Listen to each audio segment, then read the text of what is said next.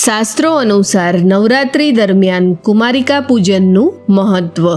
માર્કંડેય પુરાણમાં કુમારિકા પૂજનનું વિશેષ મહત્વ કહ્યું છે. માર્કંડેય પુરાણમાં વર્ણન છે કે મહિષાસુરનું વધ જે શક્તિએ કર્યું હતું તે શક્તિ ત્રણેય મહાદેવોએ એટલે કે બ્રહ્મા, વિષ્ણુ અને મહેશે પોતાના અંશથી ઉત્પન્ન કરેલી એ શક્તિનો જે અંશ છે તે અંશ કુમારિકાઓમાં હોય છે. તેથી જ નવરાત્રિ દરમિયાન કુમારિકાઓનું પૂજન કરવામાં આવે છે. નવરાત્રિમાં આ કુમારિકા પૂજનથી ધર્મ, અર્થ, કામ અને મોક્ષની પ્રાપ્તિ થાય છે.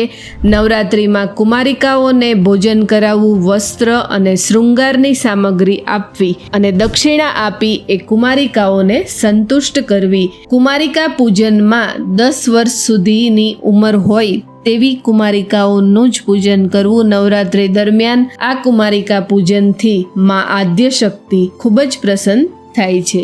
જય માતાજી.